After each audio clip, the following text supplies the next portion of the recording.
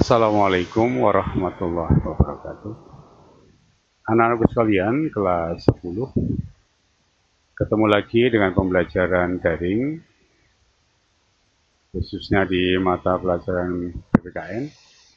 Anak-anakku sekalian, kelas 10, pertemuan kali ini kita akan membahas bab 5, yaitu tentang sistem politik Indonesia.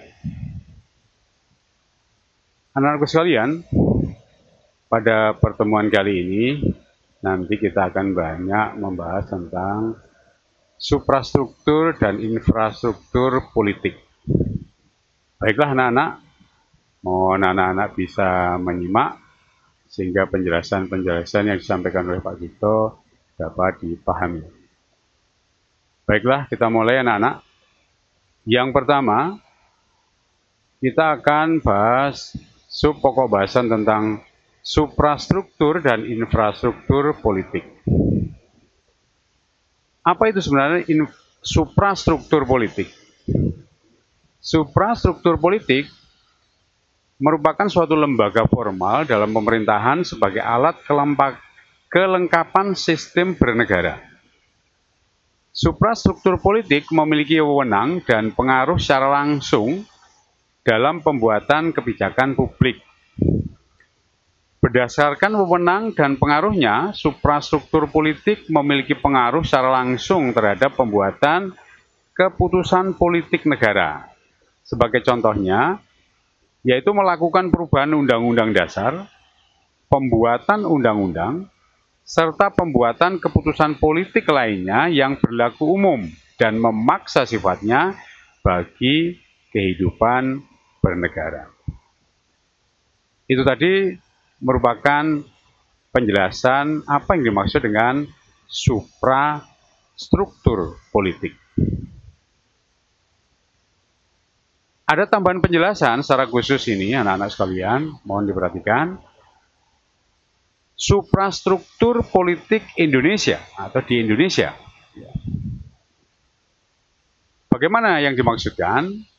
Secara umum, suprastruktur politik di Indonesia merupakan tata susunan kelembagaan politik dalam pemerintahan Indonesia. Tata susunan kelembagaan politik tersebut berkaitan dengan lembaga-lembaga negara yang ada di Indonesia dan mencakup hubungan kekuasaan antara lembaga yang satu dan lembaga yang lain. Lembaga-lembaga tersebut diatur di dalam Undang-Undang Dasar tahun 1945. Lembaga yang dimaksudkan adalah MPR, DPR, DPD, Presiden, Mahkamah Agung, Mahkamah Konstitusi, dan Komisi Yudisial. Ini tadi adalah penjelasan secara khusus tentang suprastruktur politik di Indonesia. Berikutnya anak-anak, kita akan bicara tentang fungsi suprastruktur politik itu. Ada 3 hal fungsi daripada suprastruktur politik itu. Yang pertama, yaitu membuat undang-undang. Bahasa lainnya adalah rule making, yaitu kewenangan membuat peraturan perundang-undangan dijalankan oleh lembaga legislatif atau DPR. Kemudian fungsi yang kedua, yaitu melaksanakan undang-undang atau rule application. Fungsi kedua ini dilaksanakan oleh lembaga eksekutif. Adapun lembaga eksekutif terdiri atas presiden dan seluruh jajarannya. Lembaga eksekutif adalah struktur politik yang melaksanakan substansi undang-undang yang telah disahkan oleh lembaga legislatif. Untuk fungsi berikutnya, itu fungsi yang ketiga anak-anak, yaitu mengadili pelaksanaan undang-undang atau rule adjudication. Fungsi yang ketiga ini dijalankan oleh badan peradilan. Sebagai contohnya adalah Mahkamah Agung dan Mahkamah Konstitusi. Itu tadi penjelasan dari 3 fungsi suprastruktur politik. Berikutnya anakku sekalian, sekarang penjelasan yang dimaksud dengan apa infrastruktur politik. Apa sebenarnya infrastruktur politik itu?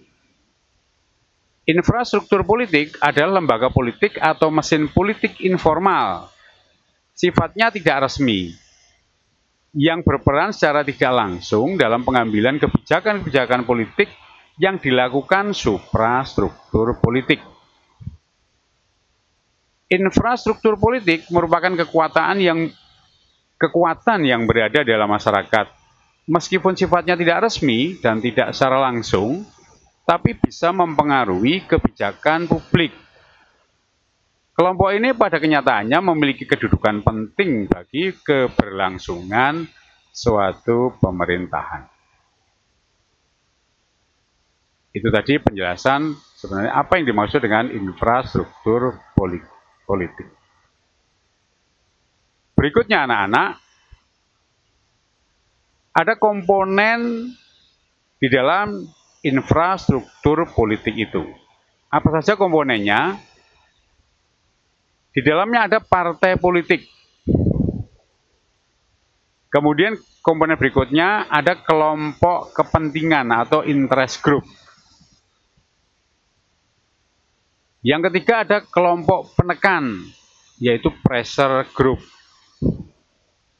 Berikutnya ada alat komunikasi politik.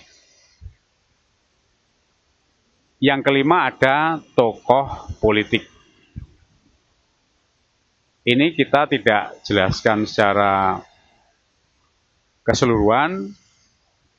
Ini merupakan tugas nantinya anak-anak untuk mencari literatur sebenarnya apa yang dimaksud dengan partai politik, kelompok kepentingan, kelompok penekan, alat komunikasi politik maupun tokoh politik itu yang merupakan tugas kalian nanti.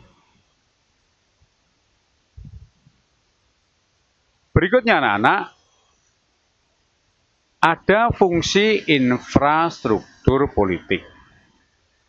Tadi Pak Gito sudah menjelaskan fungsi suprastruktur politik, sekarang ada fungsi infrastruktur politik.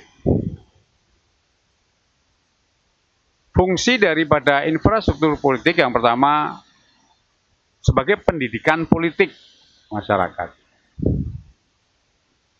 Yang kedua, mempertemukan kepentingan yang beraneka ragam dan kenyataan hidup di dalam masyarakat.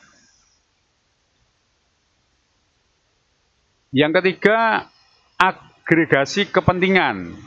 Ini merupakan aspirasi masyarakat yang harus tertampung. Ini merupakan fungsi infrastruktur politik. Yang ketiga.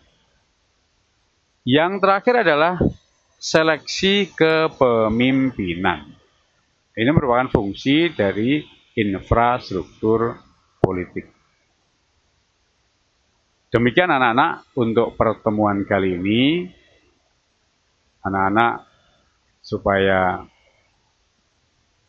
apa yang dijelaskan tadi, supaya menyimak, kemudian melihat, kalau ada tugas-tugas, anak-anak untuk bisa segera merespon dan tugas segera dilaksanakan.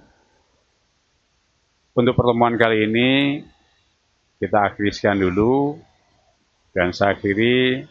Assalamualaikum warahmatullahi wabarakatuh.